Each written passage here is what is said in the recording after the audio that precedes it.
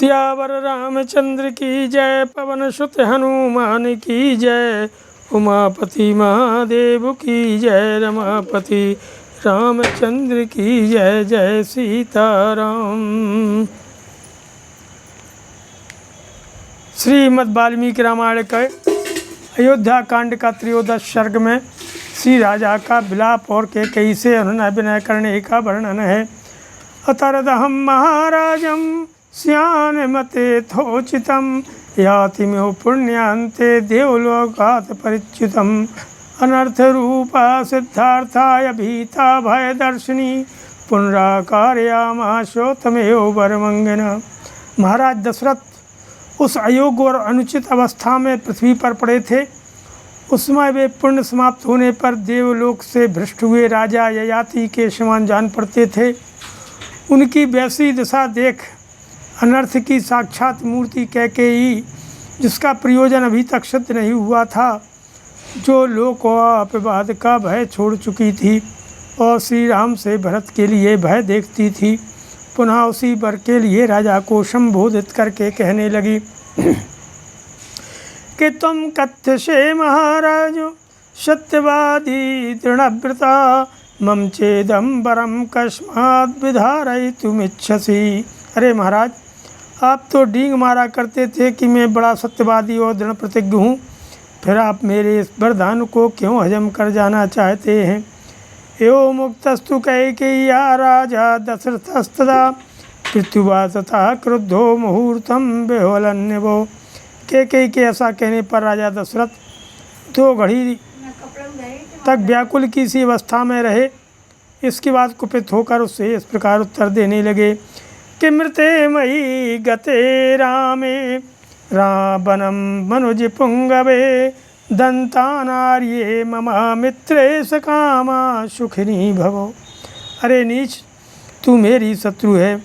नरश्रेष्ठ श्री राम के वन में चले जाने पर जब मेरी मृत्यु हो जाएगी, उस समय तू सफल मनोरथ होकर सुख से रहना। स्वर्गेऽपि खलु रामस्य कुशलं दैवतैरहं प्रत्यादेशादविहितं धारयिष्ये कथं बतो।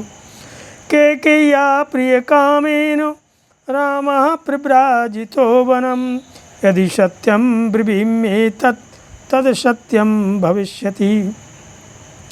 हाय, स्वर्ग में भी जब देवता मुझसे श्री राम का कुशल समाचार पूछेंगे, उस समय मैं उन्हें क्या उत्तर दूंगा। यदि कहूँ उन्हें वन में भेज दिया, तो उसके बाद वे लोग जो मेरे प्रति धिक्कार पूर्ण बात कहेंगे, उसे कैसे सह सकूँगा। इसके लिए मुझे बड़ा खेद है। कैकेयी का प्रिय करने की इच्छा से उसके मांगे हुए वरदान के अनुसार मैंने श्री राम को वन में भेज दिया। यदि ऐसा कहूँ और इसे सत्य बताऊँ, तो मेरी यह पहली बात असत्य हो जाएगी, जिसके द्वारा मैंने राम को राज देने का आश्वासन दिया है। अपुत्रेण मया पुत्रः भ्रमेण मेहता महान रामो लब्धो महातेजा स कथं त्यज्यते मया। मैं पहले पुत्रहीन था, फिर महान परिश्रम करके मैंने जिन महातेजस्वी महापुरुष श्री राम को पुत्र रूप में प्राप्त किया, उनका मेरे द्वारा त्याग कैसे किया जा सकता है। किशूरश्च कृतविद्यश्च जित क्रोधा क्षमापरः कथम कमलपत्राक्षो मया रामो विभाष्यते। जो सूरवीर विद्वान, क्रोध को जीतने वाले और क्षमापरायण हैं, उन कमल नयन श्री राम को मैं देश निकाला कैसे दे सकता हूँ। कथमिंदीवर श्यामम दीर्घबाहुम महाबलम अभिराममहं रामम स्थापयिष्यामि दंडकान। जिनकी अंग कांति नील कमल के समान श्याम है, भुजाएं विशाल और बलमहान हैं, उन नयनाभिराम श्री राम को मैं दंडक वन में कैसे भेज सकूँगा।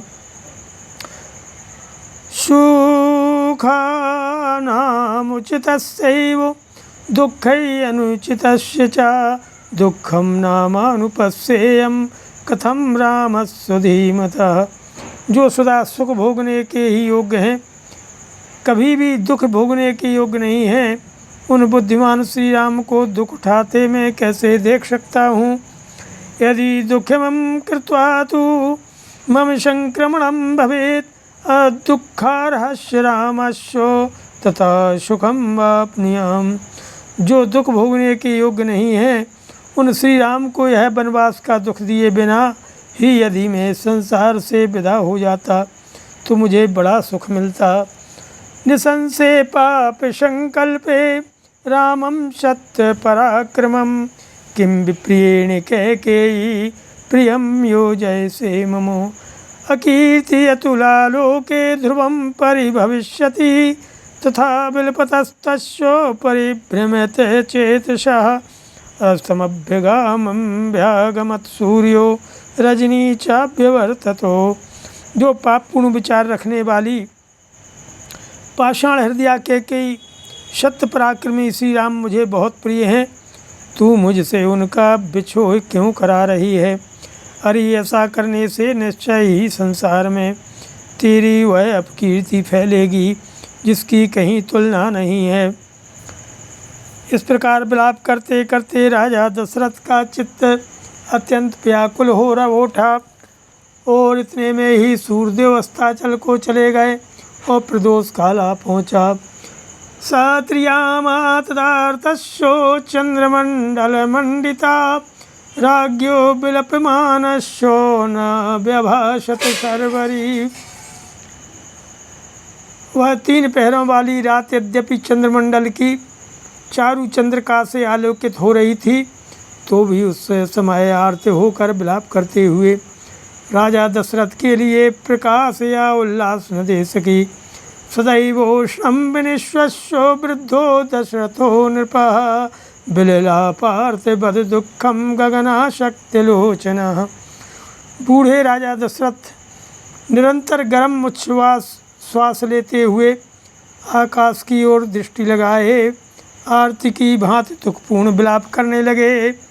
किन्न प्रभातम त्वयेच्छामि निशे नक्षत्रभूषिते क्रियतां मे दया भद्रे मयायं रचितोऽंजलि।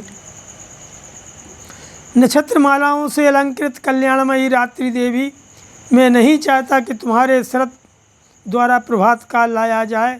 मुझ पर दया करो। मैं तुम्हारे सामने हाथ जोड़ता हूँ कि अथवा गम्यतां शीघ्रं नाहमिच्छामि निर्घृणं नृशंसां कैकेयीं दृष्टुं यत्कृते व्यसनं मम। अथवा शीघ्र बीत जाओ, क्योंकि जिसके कारण मुझे भारी संकट प्राप्त हुआ है उस निर्दयी और क्रूर कैकेयी को अब मैं देखना नहीं चाहता हूँ। कि एव मुक्त्वा ततो राजा कैकेयीं शयतांजलिः प्रसादयामास पुनः कैकेयीं राजधर्मवितो। कैकेयी के ऐसा कहकर राजधर्म के ज्ञाता राजा दशरथ ने पुनः हाथ जोड़ करके उसे मनाने या प्रसन्न करने की चेष्टा आरंभ की। कि साधुवृत्तस्य दीनस्य त्वद्गतस्य गतायुषः प्रसादः क्रियतां भद्रे देवी राज्ञो विशेषतः। शून्येन खलु शुश्रोणि मयेदं समुदाहृतं कुरु साधु प्रसादं मे बाले सहृदया ह्यसि। अरे कल्याणमयी देवी कैकेयी, जो सदाचारी दीन तेरे आश्रित गतायु अर्थात मरणासन और विशेषतः राजा है, ऐसे मुझ दशरथ पर कृपा कर दे। सुंदर कटि प्रदेश वाली है कैकेयी नंदिनी, मैंने जो यह श्री राम को राज्य देने की बात कही है वह किसी सूने घर में नहीं भरी सभा में घोषित की है। अतः बाले तू बड़ी सहृदय है, इसलिए मुझ पर भली भांति कृपा करके ऐसा कार्य कर जिससे सभासदों द्वारा मेरा उपहास न हो। प्रसीद देवी रामो मे त्वद्दत्तं राज्य मध्यमं लभतां शितापांगे यसा परम भाप्स्यसि। अरे देवी प्रसन्न हो जा। कजरारे नेत्र प्रांत वाली है प्रिय कैकेयी, मेरे श्री राम तेरे ही दिए हुए अक्षय राज्य को प्राप्त करें, इससे तुझे उत्तम यश की प्राप्ति होगी। मम रामस्य लोकस्य गुरूणां भरतस्य च प्रियमेतद् गुरुश्रोणी कुरु चारुमुखे क्षणे। प्रफुल्ल नितंब वाली हे देवी सुमुखी सुलोचने, यह प्रस्ताव मुझको, श्री राम को, समस्त प्रजावर्ग को, गुरुजनों को तथा भरत को भी प्रिय होगा, अतः इसे पूर्ण कर। विशुद्ध भावस्य ही दुष्ट भावा दीनस्य ताम्राश्रुकलस्य राज्ञः श्रुत्वा विचित्रं करुणं विलापं भर्तुर्निशंसा न चकार वाक्यम। राजा के हृदय का भाव अत्यंत शुद्ध था। उनके आंसू भरे नेत्र लाल हो गए थे और वे दीन भाव से विचित्र करुणाजनक विलाप कर रहे थे, किंतु मन में दूषित विचार रखने वाली निष्ठुर कैकेयी ने पति के उस विलाप को सुनकर भी उनकी आज्ञा का पालन नहीं किया। ततः स राजा पुनरेव मूर्छितः प्रियां तुष्टां प्रतिकूल भाषिणीं समीक्ष्य पुत्रस्य विभाषणं प्रति क्षितो विसंज्ञो निपिपाति दुःखितः। इतीव राज्ञो व्यथितस्य सा निशा जगाम घोरं शस्तो मनस्विनः विबोध्यमानः प्रतिबोधिनं तदा निवारयामास सराज सत्यमः।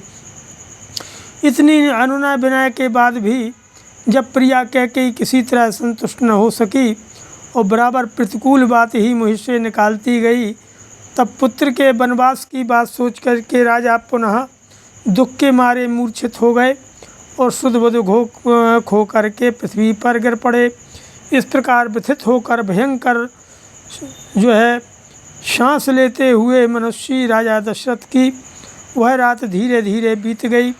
प्रातःकाल राजा को जगाने के लिए मनोहर वाद्यों के साथ मंगल गान होने लगा, परंतु उन राज शिरोमणि ने तत्काल मनाही भेजकर वह सब बंद करा दिया। श्रीमद् रामायण वाल्मीकि आदि काव्ये अयोध्याकांडे त्रयोदशः सर्गः। नमः। सियावर रामचंद्र की जय, पवन सुत हनुमान की जय, उमापति महादेव की जय।